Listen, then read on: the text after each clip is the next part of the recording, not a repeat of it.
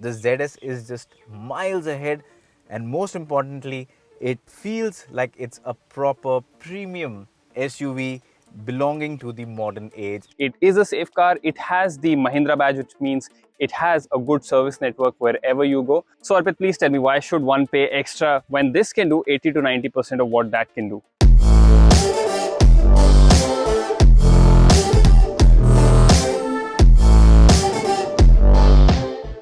So today we've got the updated MG ZS EV along with the updated Mahindra XUV400. And in case you're wondering that why are we comparing two different vehicles from two different segments? Well, the simple answer is that both of them are EVs, and when it comes to EVs, most of these cars are being bought as the second or third car in home, which means that people are willing to invest additional amounts in this new technology because it's not their primary go runabout car. Now, I believe that for such a buyer in the urban market, the new updated MG ZS EV with ADAS is the best option. But Akash, my colleague, believes that the XUV400, which now has new features, is all the EV that you need. Right, Akash? Yeah, that is true, because like you mentioned, it's supposed to be the second or third car right now. So I feel on the opposite end of the spectrum that if it is your second or third vehicle, you would not want to invest as much because you already have one vehicle. So maybe by sparing about 8.5 lakh rupees, which is the difference between these two, you still get a very good vehicle, something that can take care of your daily needs and something that is green and good for the environment. Well, Akash does have a point, but so do I. And over the next few minutes, we'll find out whose point of view makes more sense.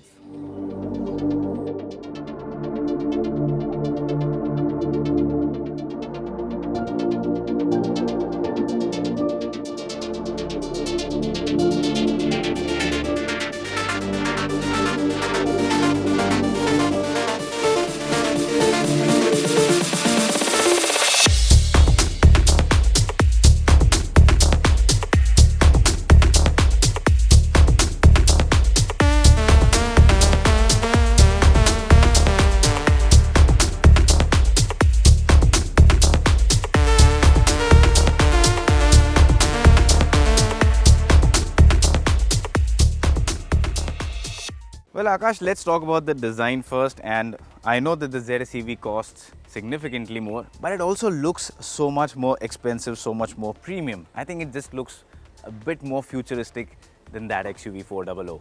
I would beg to differ, because both of these vehicles actually are built on their basically ICE counterparts in terms of design. This one you could call like a souped up XUV300, while that one is basically the Aster with a different grille, or the global ZS, which is actually an ICE vehicle. So both of them, I don't think, do anything radical, but on the flip side, because they look so normal, they blend in the crowd, which might be something that you are looking for. Well, I hate to disagree with him, but yes, for a lot of buyers in this segment, people like vehicles that don't really stand out in an odd way. And these don't stand out because a lot of EVs do have a quirky design, but these get very acceptable designs. But you also have to consider that despite the price difference, both of them are pretty much equal when it comes to features on the exterior. Both of them have LED DRLs, alloy wheels, roof rails. Yes, this has 17-inch alloy wheels, that has 16. But yes, I think in design, it's basically a subjective thing. Which one you like is something that is based completely on the buyer's choice.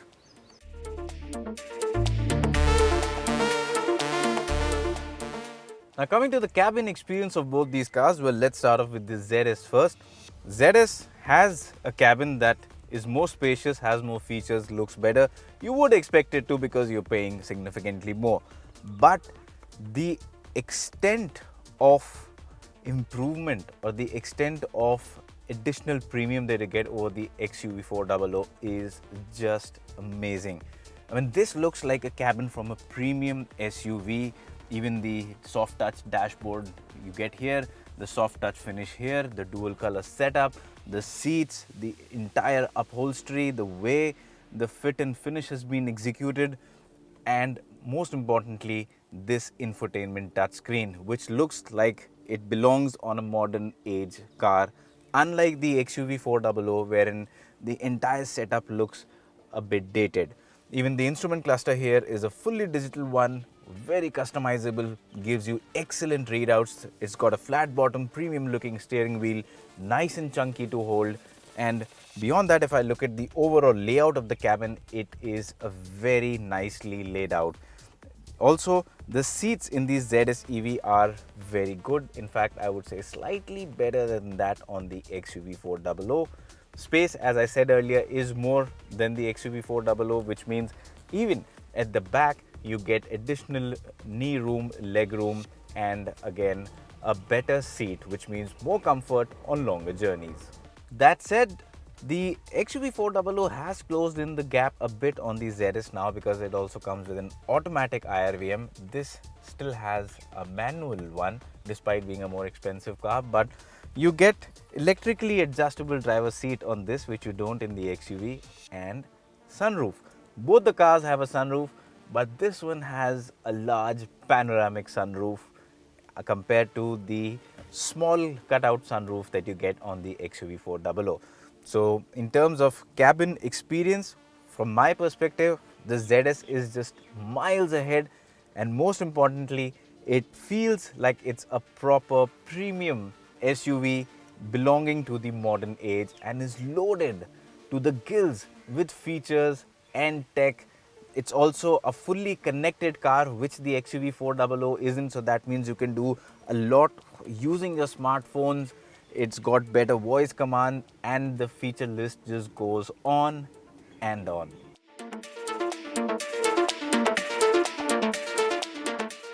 Now it's time for me to tell you about the interior of the XUV400, and if you've seen the 300 then this interior will look very familiar. However, here you get an all black upholstery with these certain blue and copper accents. Now if you like black and sporty interiors, this is definitely going to be your cup of tea. The first thing I will tell you is that the seats at the front and even at the back, the cushion quality and the finishing is really good. This blue contrast stitching looks nice, and as for space, you can see I'm 6 feet tall and I have just about decent headroom, and shoulder room and leg room is fine. Even at the back, if you're sitting and if you are, let's say, 5'10", then you will have plenty of space. There was enough space for me, but I did lack a little bit of under thigh support. But otherwise, like I said, for most families, this cabin is going to easily seat 4 and even in some cases 5 people because of the flat floor in the center. Now, feature wise also, it is very loaded. Yes, you have a smaller and more basic looking 7-inch touchscreen, but it works really well. The touch response is very good and it works almost every time that you touch any part of the display. While the ZS EV does get 360-degree camera, and this one only gets rear parking camera and sensors, but the quality of the camera and the display output that you get here is much better on the XUV compared to the ZS. So that is one area where this car wins. And I also really like this semi-digital instrument cluster, because while the center digital display is only in one color and you do not get any fancy graphics, but it does display all the information in a good manner. But my favorite part is this dial on the left side, which basically replaces the tachometer dial on normal ICE vehicles, and instead what you get is how much energy you are using, and it really helps you in maintaining a light foot and maintaining a good range, because there is a green sector, and if you are within that, then you will get good range, and if you're using too much power, then it will show you that as well.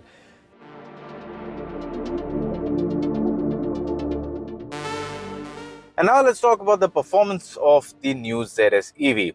Well, compared to the older one, this one has no changes, and that's because mechanically this car remains unchanged. The update in this car is the addition of the ADAS. I mean, whatever ADAS suite the Aster has, that has now been added onto this car. And as a result of that, this is definitely a far more safer car to drive now. Yes, it has gone up in terms of pricing also, but not by a great deal. And for less than rupees 1 lakh, you can get the entire range of ADAS features on this car, which I think is a great value for money addition, because it significantly reduces the chances of an accident in case the driver is not attentive enough. So that is a nice thing to have. The features you get, well, you get forward collision warning, you get rear drive assist, you get lane assist system, you get traffic jam assist, you get speed assist system, You also get hill descent control. All of these things use a combination of radars and camera, and as a result of that, now what you get is a car that is much more safer to drive. Yes, at times things such as the lane departure warning can be a bit irritating when every time you move from one lane to the other, considering our traffic conditions, and it sends a buzzing vibration through the steering wheel. But eventually you get used to it and you come to terms with the fact that yes, it's adding safety. Apart from that, the battery pack remains the same. The 50.3 kilowatt hour battery. MG claims a range of about 460 kilometers on a single charge. In our real tests, though, we have found out that in the real world, you can easily expect a range of somewhere around 320 to say 340 kilometers on a single charge, depending on how you drive. But 300 plus, easily, not a problem at all. And the benefit of having such a range of more than 300 kilometers in the real world is that range anxiety is no longer an issue. You can even travel from one city to another without having to worry about running out of charge. So that's a good thing. And speaking of charge, well, the charging options, you get three of them. You can either charge it using a normal 16 amp connection that we have in our homes. That'll take about anywhere between 16 to 18 hours depending on the flow of the current. Then again, you can go in for the 7.4 kilowatt hour wall box charger that will come with the car. That should charge a car from 0 to 80% or to full, in fact 0 to full, in about 7 hours, 6.5 to 7 hours. If you use a 50 kilowatt hour charger, in that case you can charge your car from 0 to 80 in just about an hour. So multiple charging options, and that makes ZS a very flexible vehicle and a convenient vehicle to drive in terms of range and charging operation. In terms of performance, again, the ZS EV is a very refined vehicle to drive. Being an EV, it has no sound, so that gives you a very nice, smooth driving experience. In terms of the handling, again, I find the ZS to be a very sorted vehicle, like it is the case with most EVs, with the battery weight underneath the floor. They tend to be very grounded on high speeds. Around corners, well, it does take some effort to get them through the corner at high speed. But then again, predictable handling, not an issue. It's not a sports car, but as a premium SUV, it does all the job and it does it pretty well. So it's a stable vehicle that is safe to drive with predictable handling, good braking, and also you can do one pedal driving to an extent because it comes with 3 region modes. If you switch to the most aggressive mode, you should be able to do sort of a one pedal driving, not entirely because the region on this isn't as aggressive as some other EVs, but yes, you get 3 modes. So based on the figures and the performance that I just discussed with you, clearly the ZS EV has a big advantage over the XUV400. It is definitely better and more refined to drive. So in short, yes, for the 8.5 lakh rupees that you pay, there's a lot that you get in terms of additional tech, convenience and safety over the XUV400. Okay, let's talk about the performance of the Mahindra XUV400.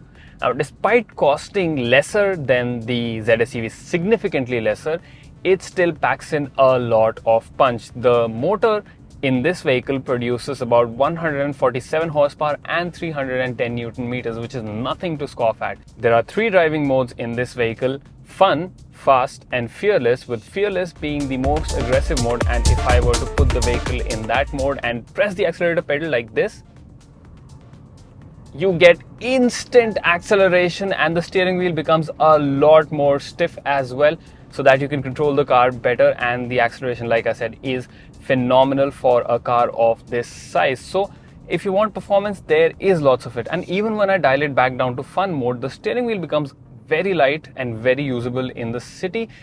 But crucially, it's not cutting off power to the extent that you really feel the need of changing modes if you want to overtake someone. Even in this mode, if I were to press down the accelerator pedal, you get a decent amount of acceleration.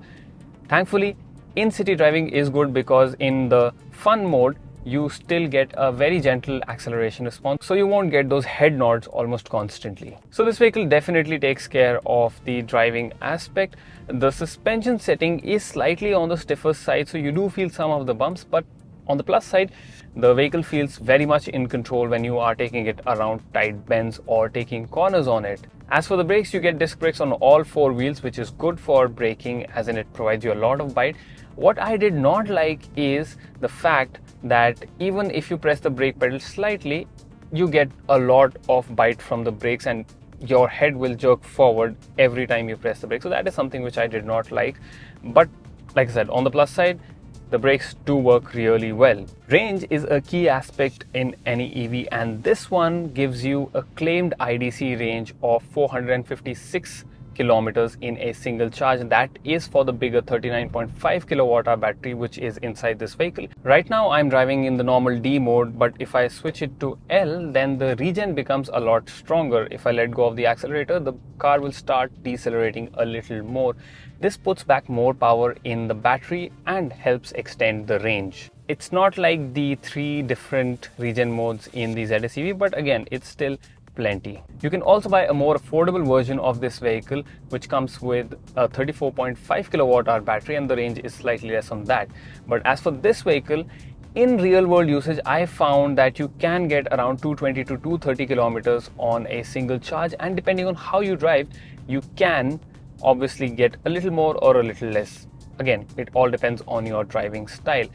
This makes the vehicle ideal for city users. That means you do not have to charge the vehicle every single day, but longer runs, yeah, that is where the ZS EV has a big advantage over this one. Charging times are pretty decent as well. This supports 50 kilowatt DC fast charging, and that charges from 0 to 80 in about 50 minutes. If you use the 7.2 kilowatt charger, then it will take about 6.5 hours, and a slower 3.3 kilowatt charger will take around 13 hours. So the 200 plus kilometer driving range, plenty of power, and a very light steering wheel make this a great vehicle for city usage, and you can live with it as a secondary vehicle for sure, and in some cases you might even ditch your regular vehicle for this one. Now this is the updated XUV400, which means it has some additional features like cruise control, electronic stability program, and even fog lamps at the front, which will be very helpful considering that winters are just around the corner. A lot of vehicles these days come with fancy LED headlamps, but they miss out on fog lamps. But this one now gets fog lamps, which is going to be very handy. And so we've come to the end of our video, and it's time to give our final thoughts. And these two definitely cater to two different kinds of people. This one, you're not paying an extra 8.6 lakh rupees compared to that, but you're still getting most of the features that you would want in your daily needs. It is a safe car. It has the Mahindra badge, which means it has a good service network wherever you go. So Arpit, please tell me, why should one pay extra when this can do 80 to 90% of what that can do? Well, it is a great vehicle, no doubt about it, the updated XUV with the new features and everything. But where I disagree is the fact it doesn't do 90% of what this does. There is a significant difference. See, for the extra 8.6 or around about that money, that extra that you pay, you get a bigger vehicle that is spacious, more spacious in terms of the cabin space. It also feels better, has a plusher interior. It gives you more features. It drives better. Most importantly, it comes with the additional safety net of ADAS, and even more important than that, for any EV buyer, range anxiety is a major issue. With the ZS, that is addressed to a big extent, because with a bigger battery and more range, significantly more than the XUV400, this offers a longer range, to the point that the ZS EV can be your only car and not a secondary or your third car, because with the kind of range this car has to offer and the features it has, you can actually go ahead and do drives like Delhi to Jaipur, Delhi to Chandigarh, or similar distance drives from whichever city you are staying in. Doing similar distances, 200, 300 kilometers drive in a day with the XUV400, well, that might be a little bit range anxiety inducing. Yeah, that is true. You will definitely have to look for a charger with this one. Yeah. And that is the key difference between both of these vehicles, and also the primary reason why we did this comparo in the first place. Both are great vehicles in their respective segments. Both offer great value for money. But that is a brilliant vehicle in terms of being an urban roundabout vehicle. But this ZS, with the additional money that you pay, can be your only car, and that is where it might save you money. You do not have to treat it as a second car. So instead of buying two cars, you might as well pay about 8.6, 8.7 lakh more and get this car, which can be your only car. And for that reason, for this comparo, the ZS EV is our winner. But keep in mind, if you are going to spend as much as about 20 lakh rupees on your car, then the XUV400 is a great choice, something you can't go wrong with.